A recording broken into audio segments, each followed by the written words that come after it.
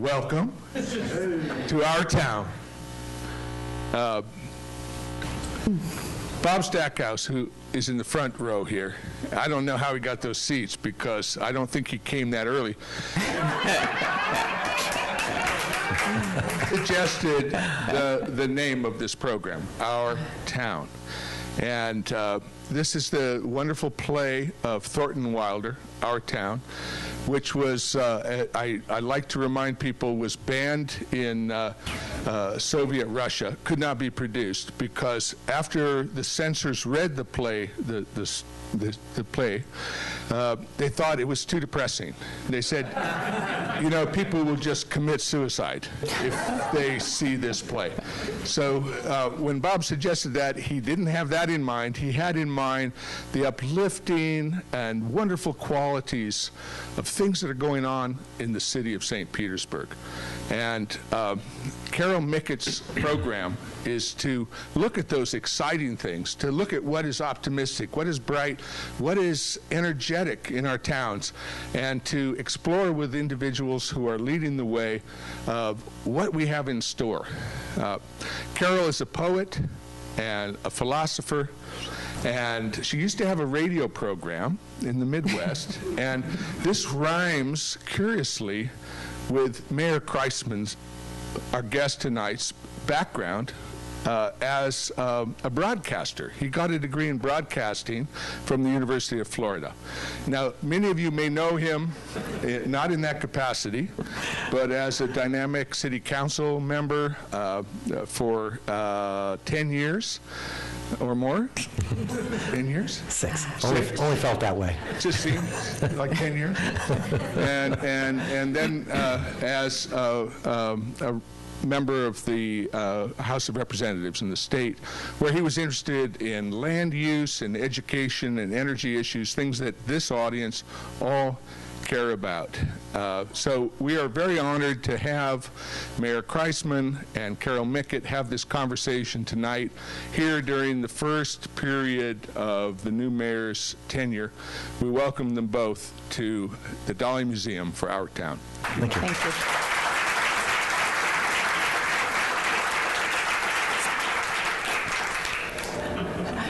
As Hank Hines said,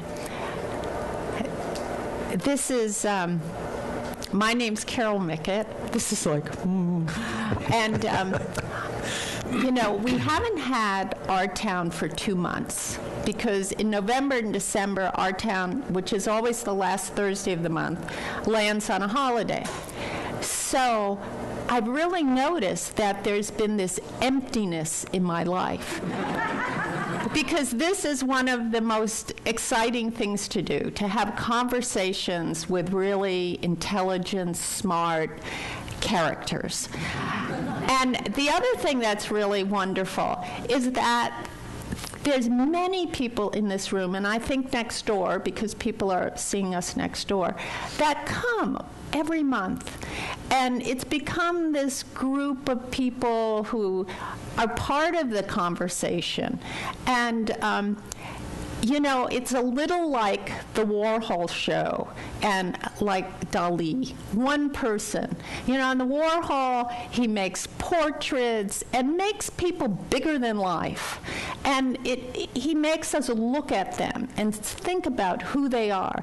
And I hope that Our Town can do that and that we can all think in some depth about who it is that really shapes our town and really brings up issues and does those special things that our town really wouldn't be as wonderful. We wouldn't be as proud to be St. Petersburgians if all of these people weren't here. And of course, one of the best things in it is this museum, which is known throughout the world, and we're honored, Hank, to be here and that you do all that work to make this happen.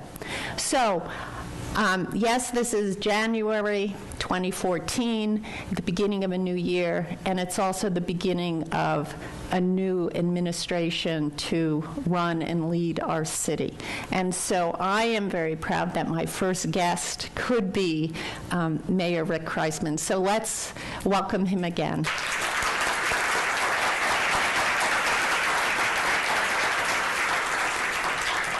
So as many of you know, my first question is always, how did you get to St. Pete? Well, before I answer your first question, Hank had mentioned that our town, the play had to do with suicide, and I hope after hearing me tonight you're all not running out. The cute answer would say by car, but my You were too young. Yeah, that's true. My family moved down from Detroit in 1972.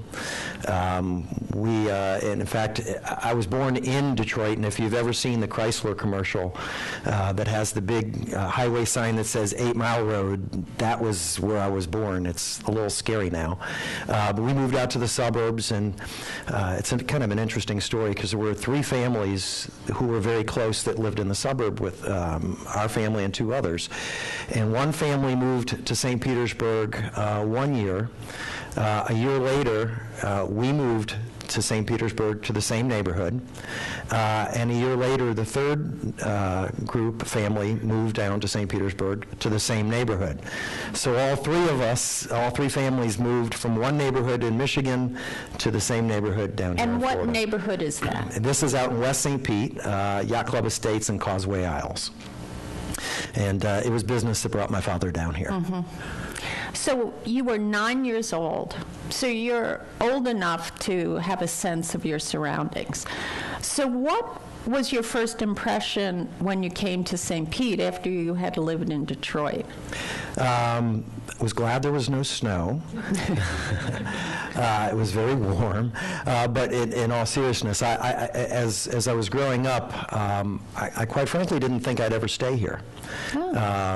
And I didn't think I was going to stay because the city didn't seem to have a whole lot to offer at that time. I mean, as a young person? As a young person, and as even for my parents, there just didn't seem to be those opportunities, whether it was the cultural arts or sports, or the city didn't seem to have a life to it.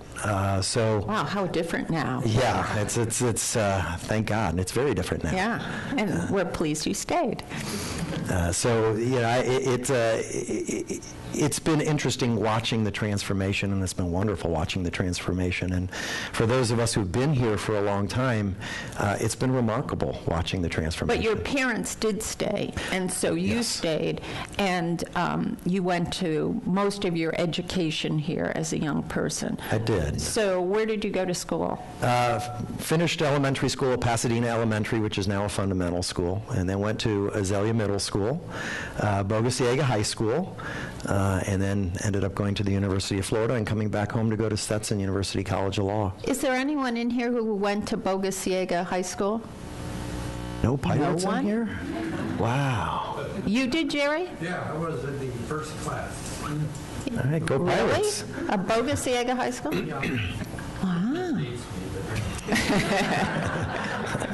There was no air conditioning back then, was there? And, There was, I think, yeah, there was. yeah. Was there? I don't remember. There was water in the class. That's right. It does. The school, every time there was a heavy rain, it flooded. And some people may remember, I think it was 79, the no-name storm. And I was on my way to school, to Bogey, and got stuck at the intersection of First Avenue South and Pasadena Avenue. And I think I spent the entire day at a garage there, and I watched a Volkswagen float down the street. When you went to, were you on a bus or you No, walked? I was driving my car to school, and had a 1969 Mustang. What a great car! yeah, I know. I wish I still had that car. But they didn't like water, so if the tire of the car touched water, the car stalled out. So we stalled out, and it took about 6-8 hours for it to dry out. So how did you choose to go to University of Florida?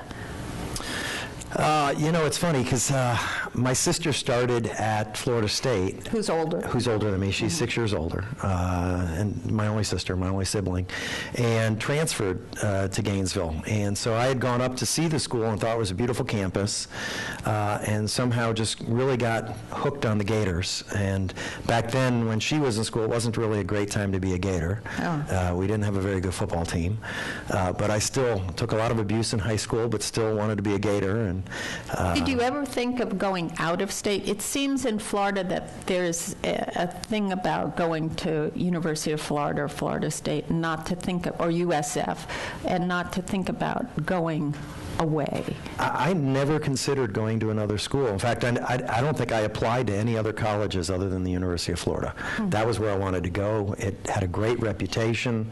At the time, I wasn't sure I was going to go into journalism and communications, but I knew I had a really good school in that, so that kind of swayed me too. And you chose to do that. Why did you want to be on TV or something? Here's your opportunity. Yeah. Actually, at Florida, you had a couple different tracks you could go, whether it was production or news, and I went on the production side, and I really leaned more toward radio, and it was because of music. I love music. I've always grown up listening to music, loving music. So the idea was to be a disc jockey, and I thought, God, what a great way to make a living, to be a disc jockey, get to play music, listen to music, and they pay you to do that. So that's really what the draw for me was, is having the opportunity to just spin records. You know Mike Clay, the head meteorologist at Bay News 9? He Yes. started out as a disc jockey, too. Really? But he became the weather person. Well, and it's ironic because I worked at the radio station in Gainesville for a summer. It was Rock 104, WRUF-FM Gainesville. And then after working there, I said, I don't want to work nights, weekends, and holidays. So I go into politics where you work nights, weekends, and holidays.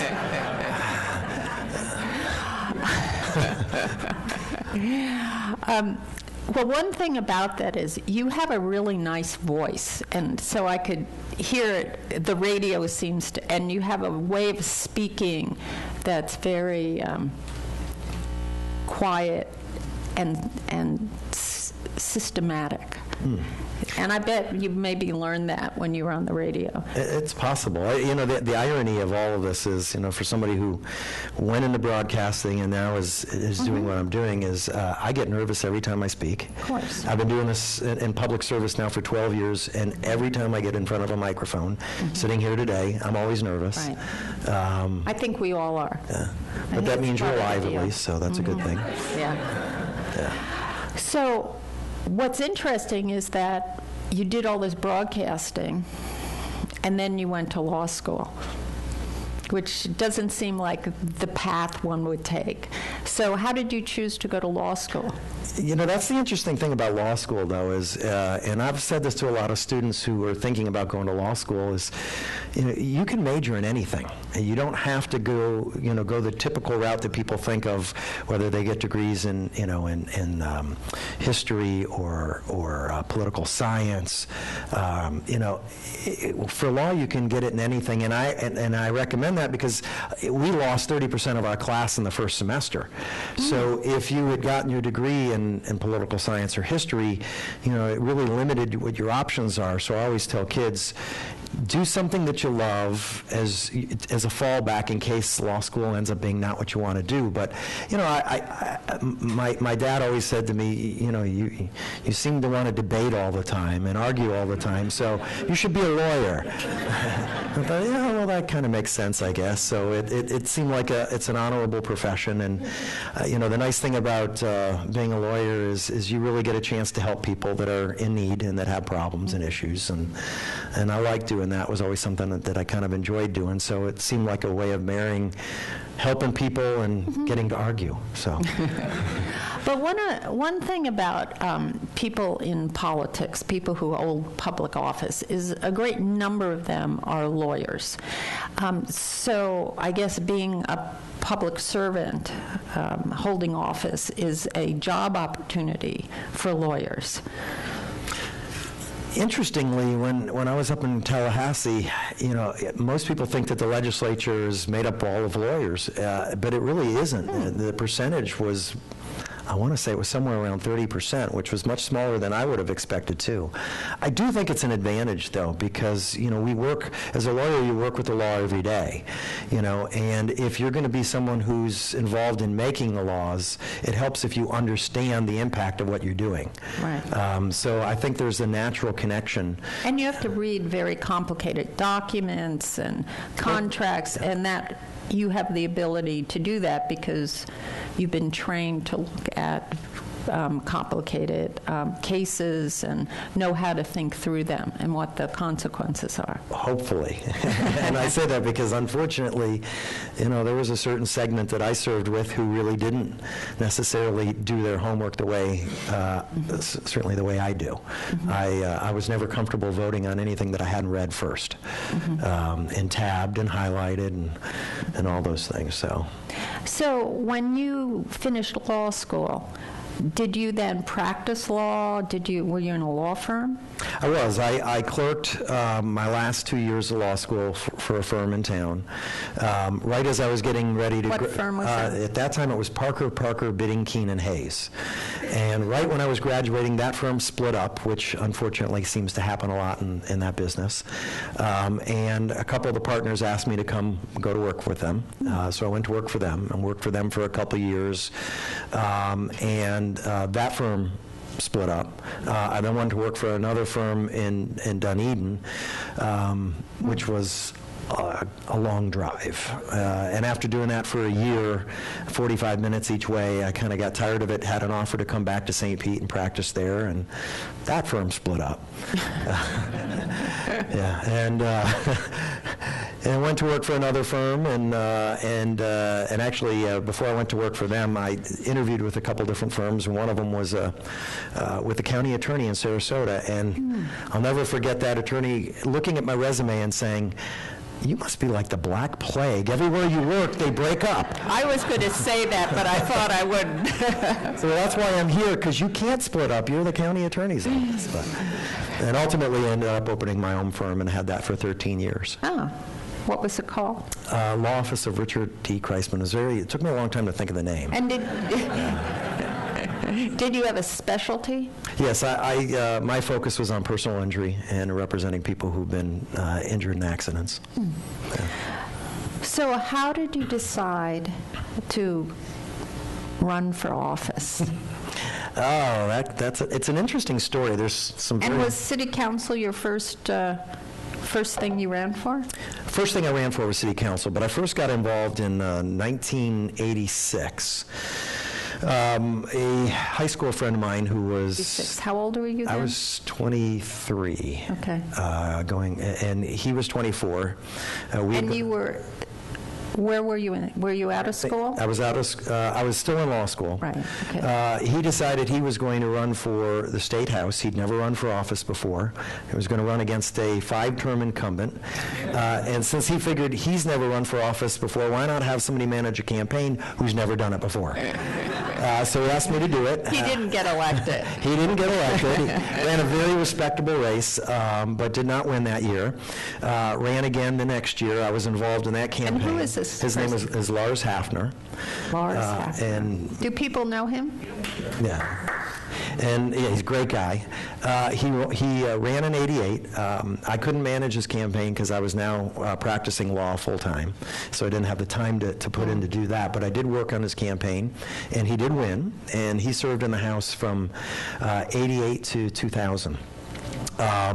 Somewhere around... So 12 years. 12 years. Term limits kicked in at that point in time. But somewhere around, and I need to come back to that because there's some really interesting things that kind of play a part. About 92, an organization was formed locally here called the Tampa Bay DLC, which stood for the Democratic Leadership Council. It's kind of a centrist branch of the party who believed in community, opportunity, and responsibility. That was kind of our So then you're motto. around 33 at that time. Yeah, somewhere around there. And we just talked politics and talked policies. they kept saying, you should run for office, you should run for office. I'm like, no. Who was in this group? Lars Hafner, Tony Collins, Nancy Lohr, Bob Carter. I've heard Nancy Charlie talk Justice, of that group. some of those folks. And then around 99, Lars, they kept hitting me, you should run, you'd be great. And I finally decided And why to did take they the think plunge. you would be great? Because you like to argue. I think I had been involved in some civic organizations, my temple, and volunteering, and they just thought I'd be a good addition to the city. So I decided to run in 99. I ran against Bob Kirstein, who was the incumbent. In the city council. In the city council.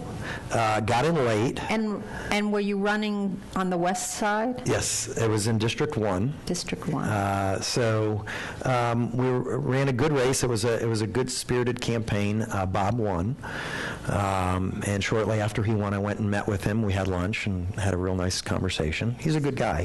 So what is may it rest in like peace. when you run a campaign, even though it was your first one, and you lose? Oh, Is it horrible? Losing is awful. I was going to use another word. I won't. It's not fun, but it's it's a great experience though, running for office. And for anyone who's ever run for office, it's unlike anything you've ever done before. Has anyone run for office in here? Wow. No. Jerry, have you? It really is an incredible experience. You meet a lot of wonderful people out in the community, and knocking on doors. That's actually the greatest experience of anything, is when you go door to door and knock on people's doors, because you see everything. The greatest stories come from knocking on doors. But here's where the strange coincidences all come in. So Lars Hafner terms out in 2000, so his seat becomes open.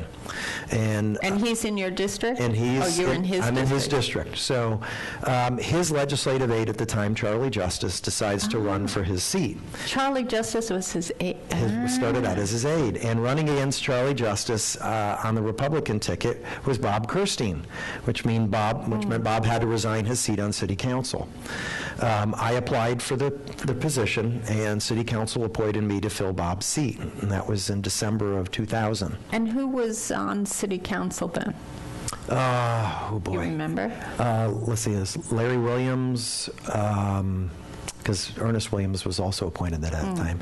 B. Griswold, I think Kathleen Ford. And who was mayor? David Fisher. David Fisher.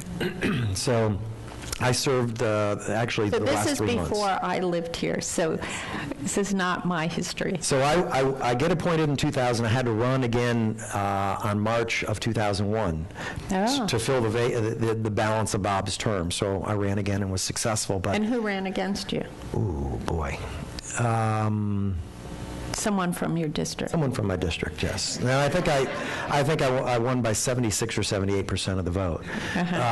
But oh, really? Yeah. That's well done. But it's interesting, and I say the coincidence comes in because I ended up getting appointed to the seat because ultimately my friend Lars turned out.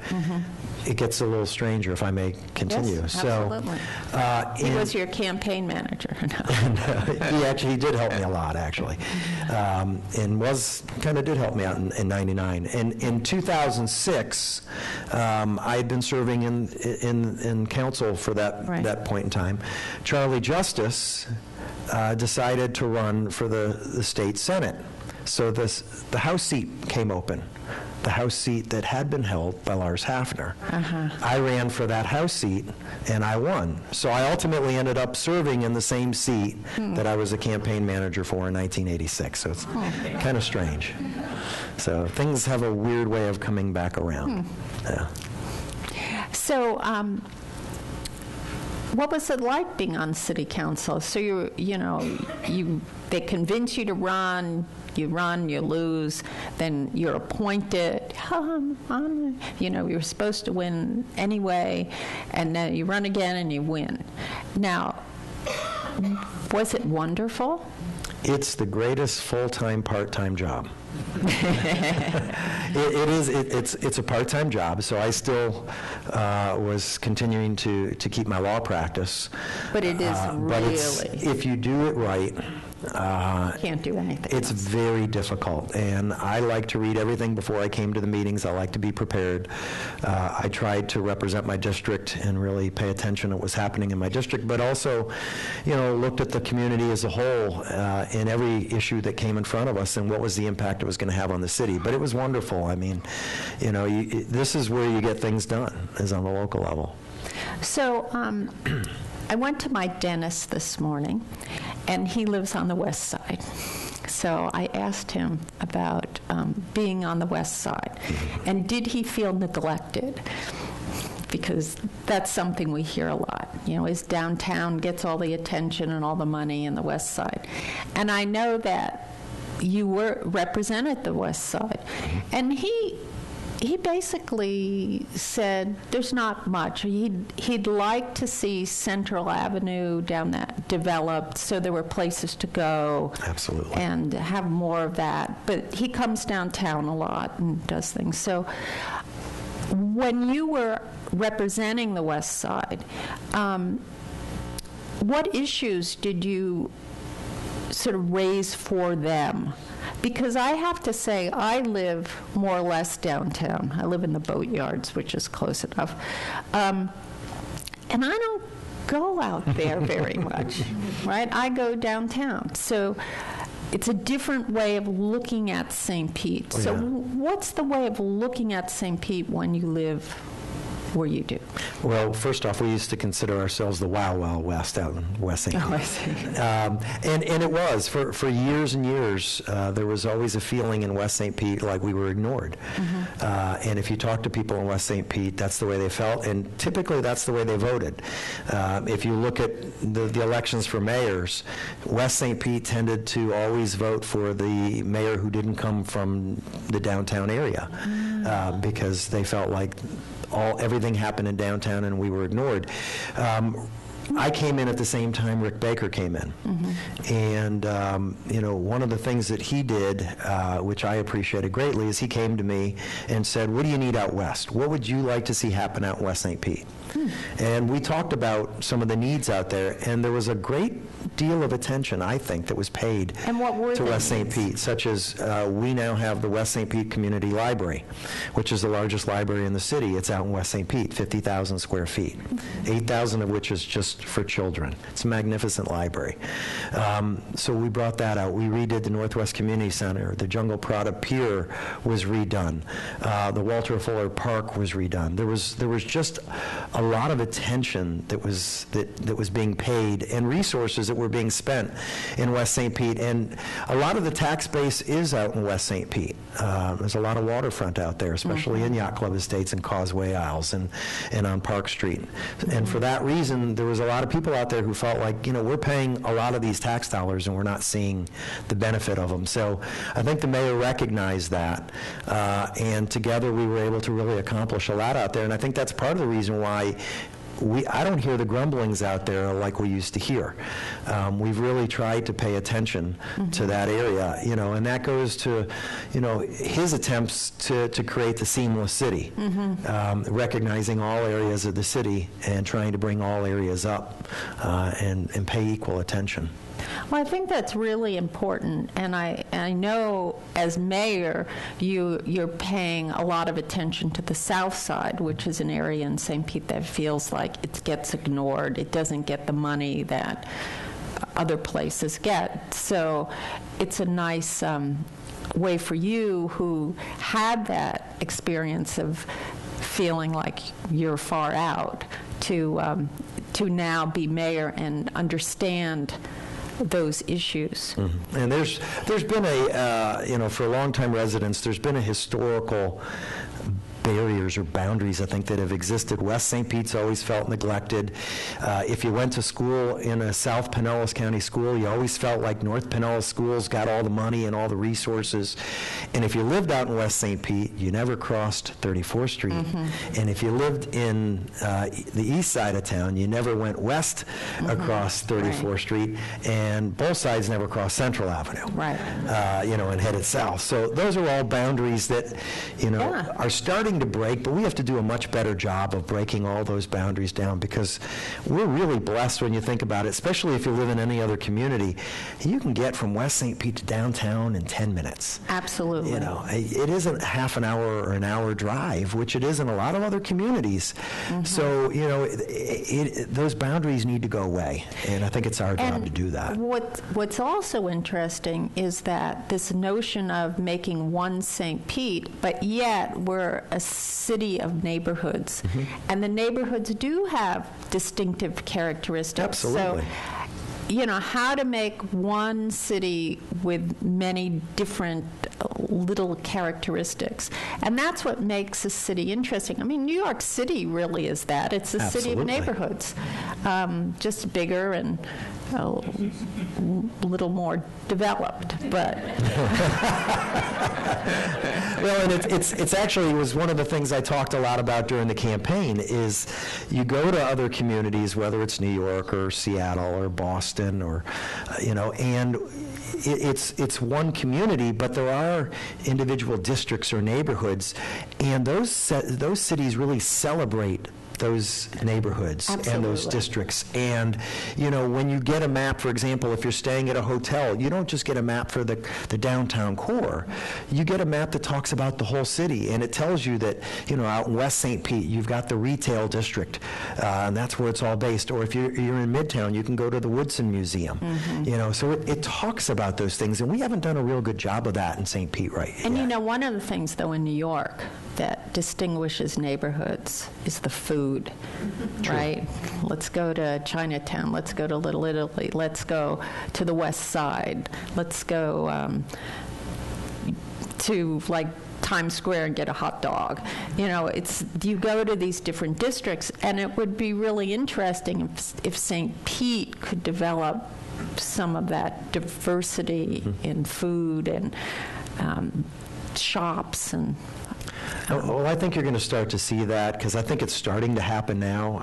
As this community progresses, and we start building, and more people learn about us. Because, quite frankly, I don't think we've done as good a job about telling people about us as we need to. I mean, this is an incredibly wonderful city. It sure is. And we need to start bragging about ourselves. And I don't think we've done that. And well, the New York Times is bragging. They have, and it's great. But we're number 48 to visit. It is, but overall we haven't done as good a job of that, and for too long we've acted like we're a second-class citizen to Tampa, and we need to stop doing that. There's no reason for that.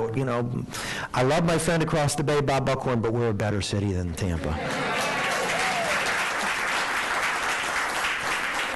I think one of the reasons for that is one wonders what the identity of St. Pete is. And I think that one of the things that's been happening is that there's been a move to think of the identity of St. Pete as an art town, which is a way of selling the city.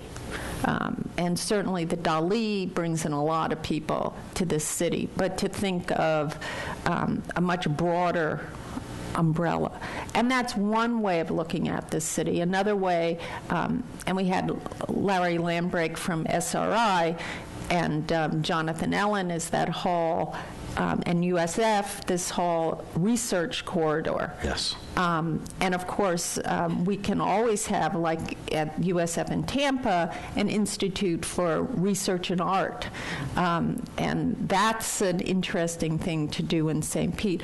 But there's a sense of really now, a sense of developing an identity with some depth. And once you have that, then you have a way of talking and selling our city. Absolutely. So, So my question to you is, and it of course behooves me to ask this because we're in the Dali Museum, is how do you see the city and its relationship to the arts? You know, and I say this in all due respect to my friends with the Tampa Bay Rays, and I love the Tampa Bay Rays. Let me be very clear, I want them to stay here. But having said that, the Renaissance in St. Petersburg is a direct result of the arts. That's why this city is flourishing. That's why businesses are coming here. It's because of the arts and culture and the diversity of this community. And it's perfectly fitting for us to have this conversation here at the Dali, because the Dali helped spur this. Was absolutely. And I don't think we'd be the community that we are today if we didn't have the Dali, if we didn't have the Museum of Fine Arts, if we didn't have Chihuly. And I think, is Kent here? Yeah, the director of the MFA is here, and that's an important part of the city. And it's part of the changing dynamic that we see now in economic development. It used to be that, you know, cities went out and they tried to recruit the big 500 to 1,000 employee business, bring them to your community, give them all kinds of tax incentives and hope they stay. But typically some other city would do the same thing 5 to 7 years and they'd be gone. Now it's a matter of quality of life attracting businesses to your community and creating the startups that grow here and stay here because of the quality of life. And it's more sustainable when you're developing them and growing them here. And they're going to want to stay here because this is a wonderful city. Because they can, on the weekend, they can spend one day at the Dali and the next at the Museum of Fine Arts. You know, and they can do that, and they can bring their relatives and friends here. So that's the changing dynamic, I think, that we're seeing that's attracting people to this community. And my feeling has always been, if we get them to visit, they're going to want to stay because it's a wonderful place and it's got wonderful people. You know, one of the things about making a city a real art city is, one, the arts institutions. But without really good artists living here, Yes. I mean, if you think about New York City, you think about the museums, but what you think about are all the artists that live in the city and have developed neighborhoods. And that's a real important thing here, is supporting artists, bringing in not only young artists, but midlife artists or older artists who are already developed and have that wide range. Think about bringing in a significant art college and bringing in faculty. So there's all these ways to build an art city. Absolutely. And the way that the Dali is partnering with USF, and we see all of this crossover that makes the depth of the arts here. Yeah, and it's got to be more than just museums.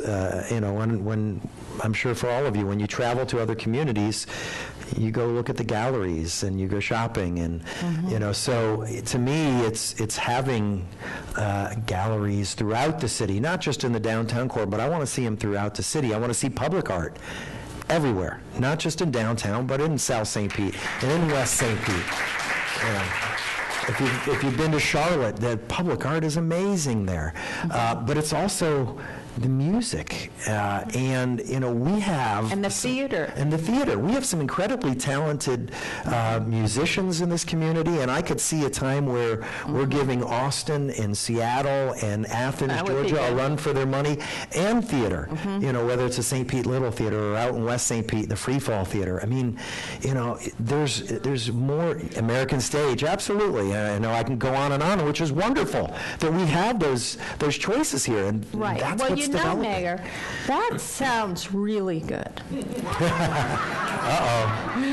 But you know, a place like Austin, Texas, you know, Austin gives over $1 million a year to the arts.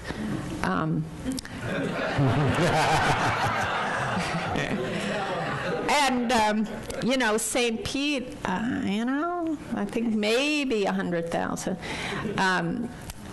I think actually Austin gives a lot more than $1 million every year. So, I mean, It's frustrating. Yeah, I'll just go ahead and say it. Yes, it is frustrating, and So there's a good thing to try to do. it is. And I mean, I've inherited the budget that was passed in October, and we're certainly looking at it. But there needs to be that partnership between the city and the arts community, and it's an investment. And you get a substantial return on that investment. I've seen the numbers. I know how much art brings back into your community, Jobs. and jobs, and in attracting businesses. Quality of life. So, to me, when you invest in the arts, you have to look at it as if you're making an investment in your community. And it has been frustrating watching. And obviously there's been difficult budgets these last couple of years with the recession, but things are picking up, and one of the things I said during the campaign is we need to be more creative, and we need to look for other sources of money, both public and private, that we can bring into the city that allows us to free dollars up for other uses. So, I'm a big believer in the arts. When I was on council, I served on public arts and arts advisory, pretty much my entire time on council. So, it's always been something I've felt strongly about, and I still do. Great.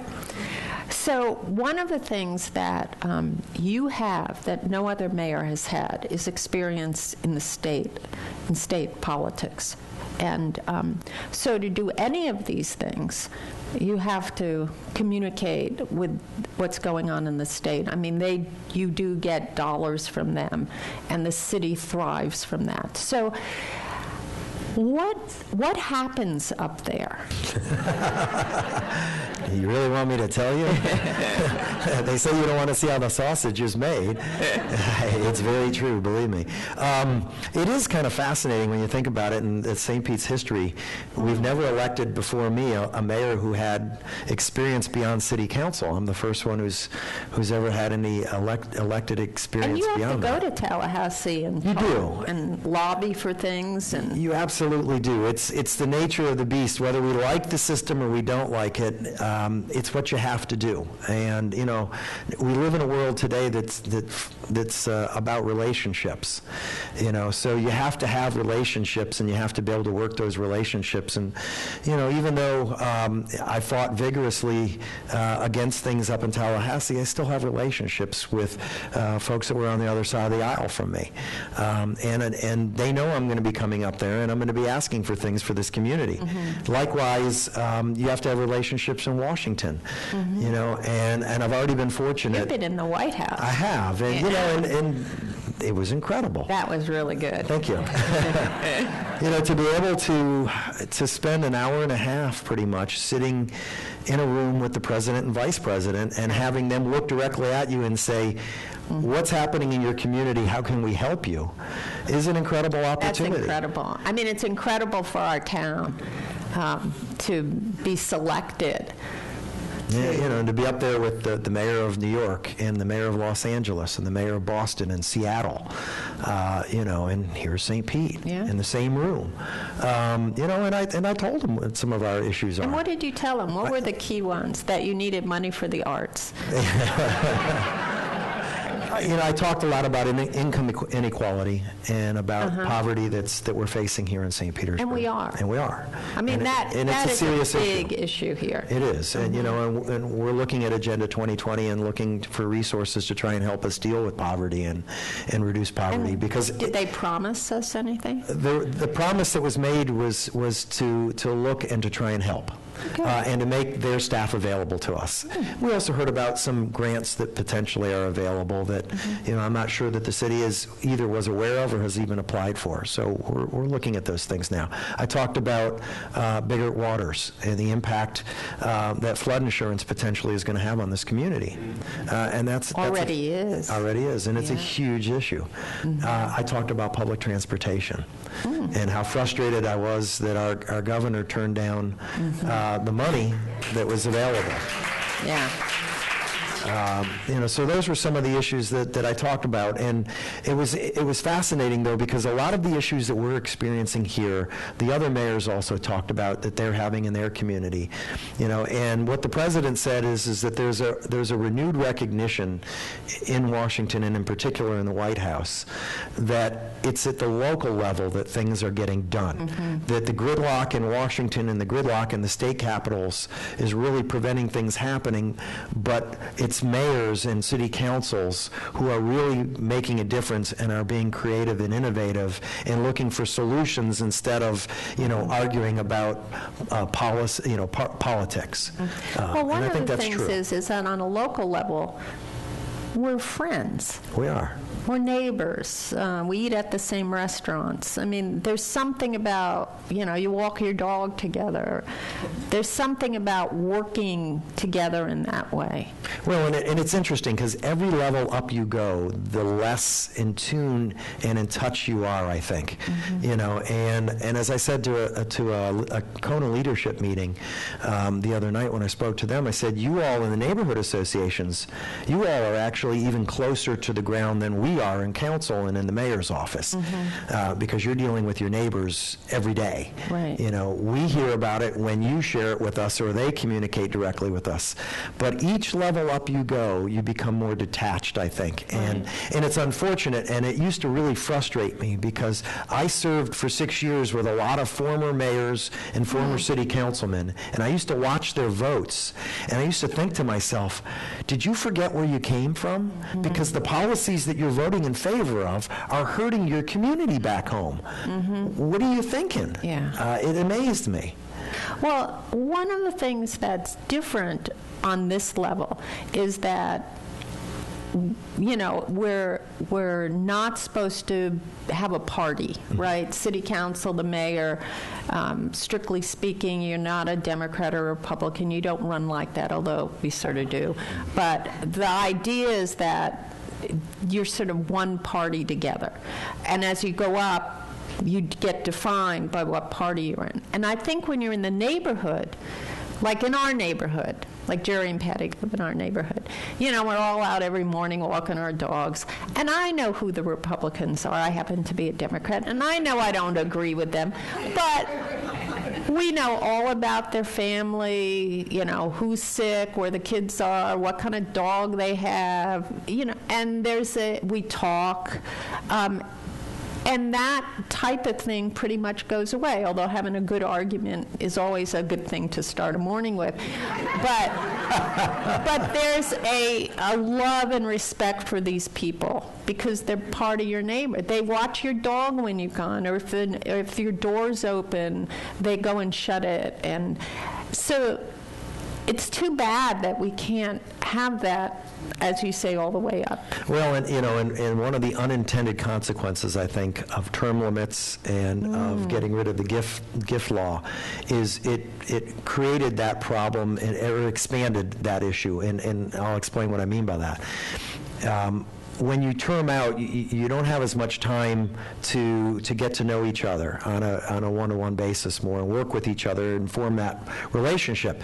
Before the gift law was changed, legislators used to go to events together, Republicans and Democrats, and they'd socialize at those events. They get to know each other.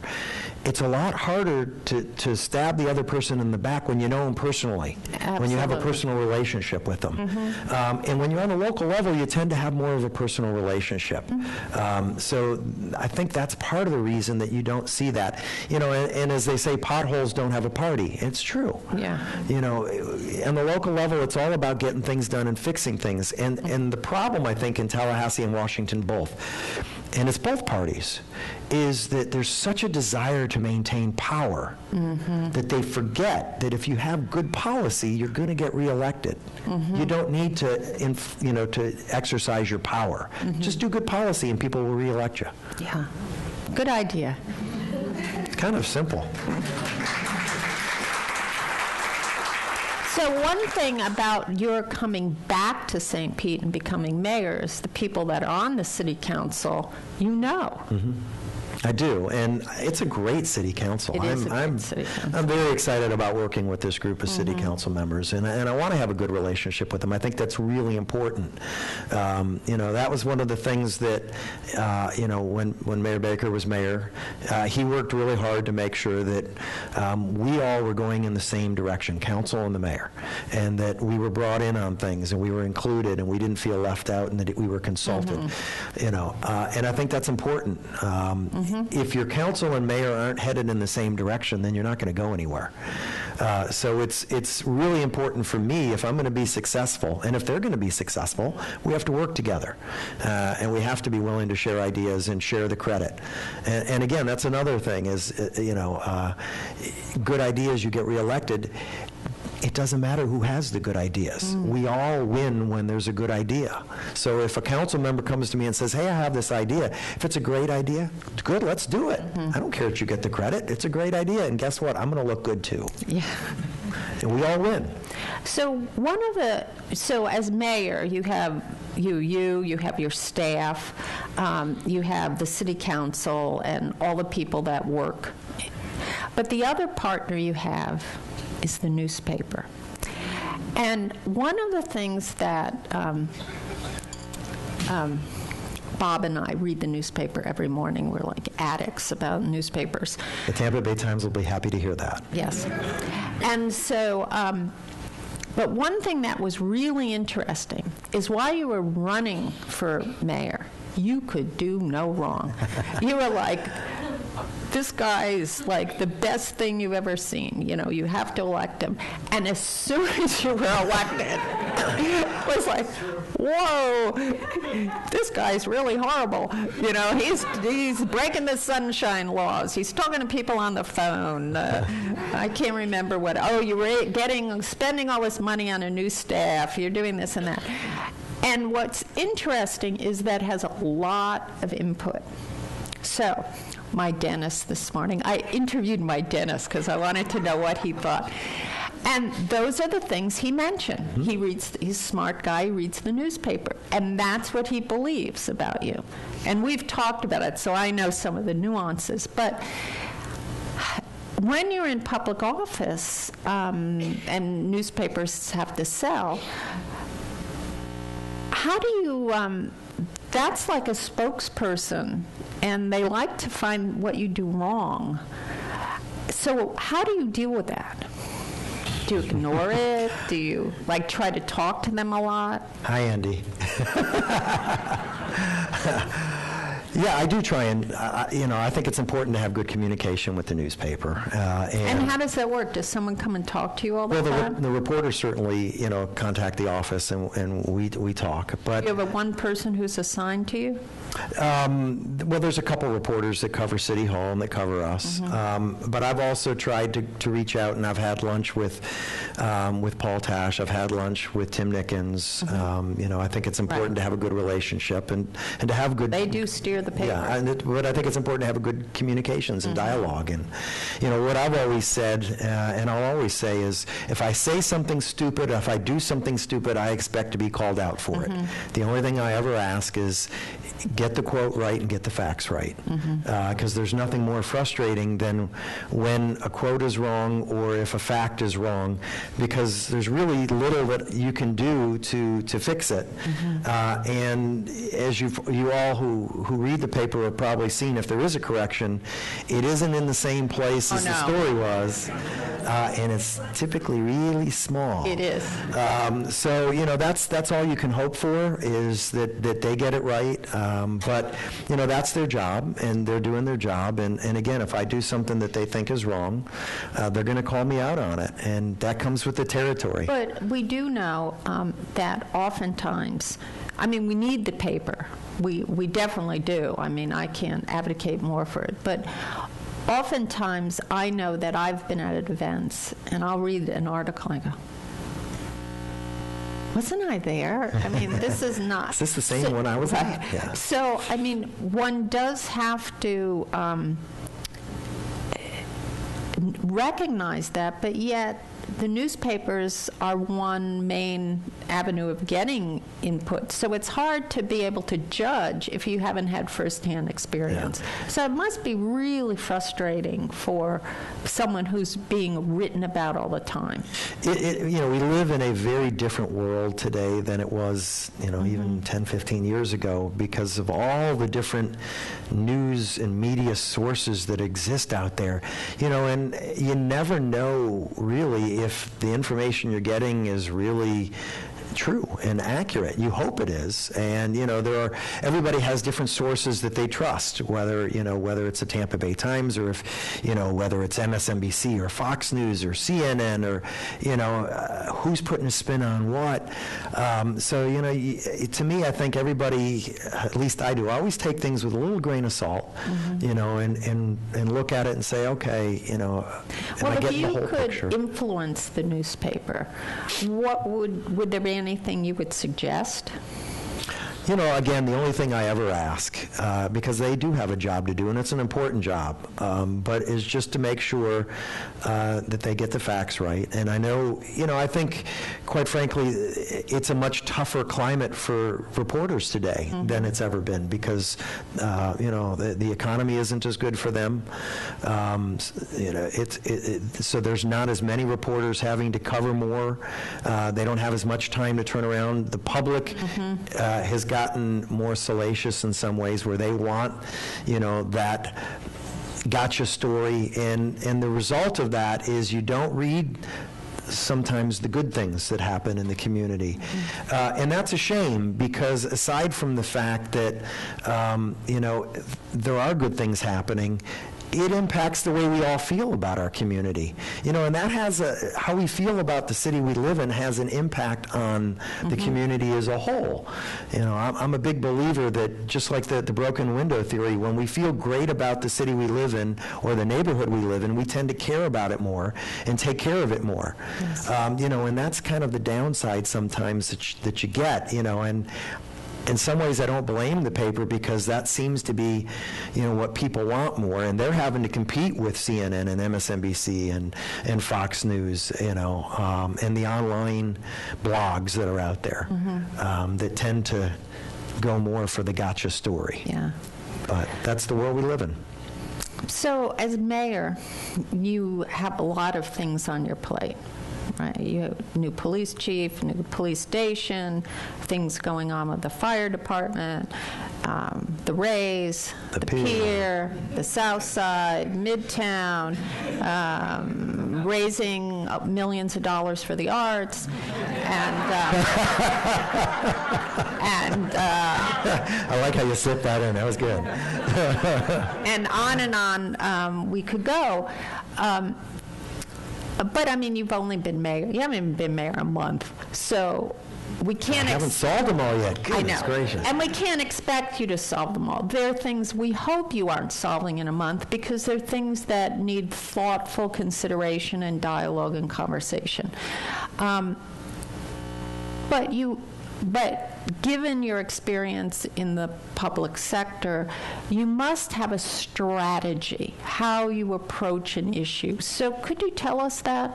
Yeah, and those are all the issues, and they are big issues, but that's kind of why I ran for the seat, is, it's a challenge, and it's an important challenge, and, after 6 years in a place where it was hard to get anything done, you can get things done here and make a difference that people will feel, and to me, that's what's really exciting. So, yeah, I do have a strategy, and one of the things I think that's really important is you have to have a vision of where you want to take the city.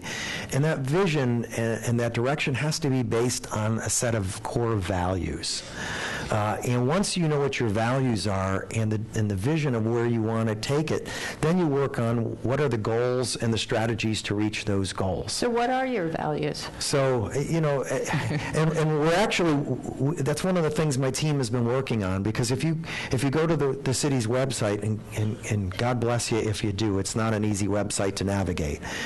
You can't even see, I don't see anywhere on there where our mission statement is and what our vision is.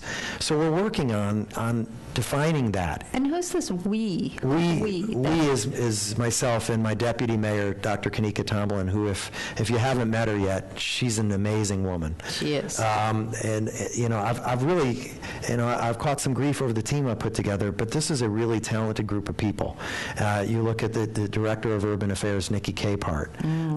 If you look at my director of neighborhood affairs, Mike Dove, and my director of communications, Ben Kirby, and my legislative education and intergovernmental affairs director, Sally Everett. Small business liaison, Jessica Eilerman, my chief of staff, Kevin King, the Mayor's Action Center is David Flintham. All of these people, in addition to Mike Connors, who today was formally named, even though we had previously named him, what we said in a press conference, the Director of Sustainability and Green Initiatives, which is important. And all those people, we've brought them all together to talk about a vision for moving the city forward, and what is that vision based on? What's our values? So if you envision a tree, to me the values are the roots of that tree. They guide you in everything you do, whether it's integrity and it's compassion, values like that you need to take in honesty and accountability. These are all core values that I think that we need to set, and then start talking about what is it we want to accomplish in moving the city forward, and then what are our goals and our strategies to do that, and whether it's quality of life or economic development or education, public safety, all things that are really the arts, which is, to me, is in quality of life, because really that's what defines our quality of life here to a large degree. So one of the things that you are doing differently here, and other cities do, is you do have this core staff that you're working with. So it seems as though your method is different. So you work with a team, and why do you do that? Why aren't you the lone person? Well, first off, I've always said, I said during the campaign, and I feel this way, we're the fourth largest city in the state. We should be run like the fourth largest city in the state. And I don't have all the solutions, and I don't have all the great ideas. So, to me, the best leaders surround themselves with people who are smarter than they are. And that's what I tried to do, is surround myself with a team of really bright, talented people who care about the city and want to do a great job for the city, who have great ideas. And it's been really fun when I've met with them one-on-one to talk about, for your department, what do you want to do? And they come in, they're already prepared, they've got a list of things they want to attack, and they're all things that I would have said to them, I want you to do, but they already were thinking about them. So we're already thinking about the same things, and our thought processes of where we want to take the city are kind of going in the same direction already. So I think it's important to have that group around you. And I'm not a micromanager. That's not my style. My style has always been one of hiring good people, empowering them to do their job, and letting them do it. Now you still keep an eye on and make sure they're doing it right, and I've told everyone, do your job, but do it well, because I'm going to hold you accountable for it. But that's my style. Now, everybody has different styles. Mayor Baker's style was a little different than mine. Mayor Foster's was different than both of ours. And that's what we each bring to the position. So you're our mayor, but you also have a family. Yes. So how do you do that? It's a wise person said to me, and I thought it made a lot of sense. They said, your city is going to have a lot of mayors, but your family only has one you. So you can't ever lose sight of the fact that you have a family. And it's easy to do that in this job because you care so much, and I look in the mirror every day and I want to know that I'm doing the best I can for this city. But I love my family deeply. My wife and I have been married for 21 years. My daughter is 16, my son is 11. And they gave up a lot in 12 years. But they're happy to have me home. When I was in the legislature, it was a huge time commitment, and I don't think people really realize how much time you're away from your family. It's all of March and April. and occasionally get home on weekends. It's 3 weeks in February, 2 weeks in January, a week in December, a week in November, and a week in October. Plus, your time that you're meeting and going to different events. And the last year I was in the legislature, actually, when I decided not to run for re-election, my kids for the first time said to me, "Daddy, do you have to go?" Oh. And that's tough to hear.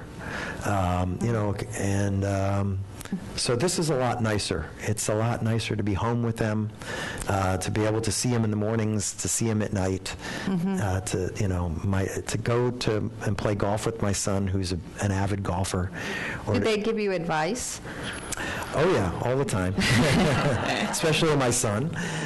He's the political junkie and So what's his biggest tip to you?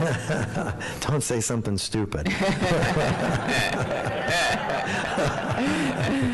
Yeah, children remind you of that, don't they? Oh yeah, well he's great because he campaigned a lot with me. My wife and daughter did too, but she does Irish step dance.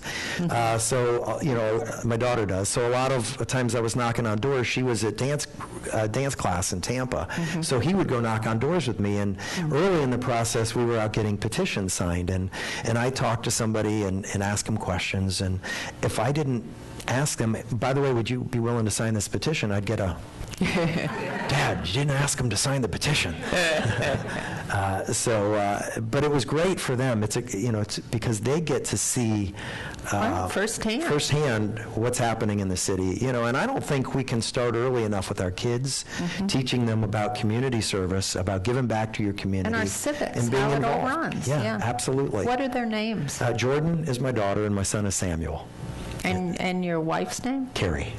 And she's a graduate of St. Pete High, and my daughter is now there, third generation, so that's kind of cool. They're great kids. I'm a very blessed man.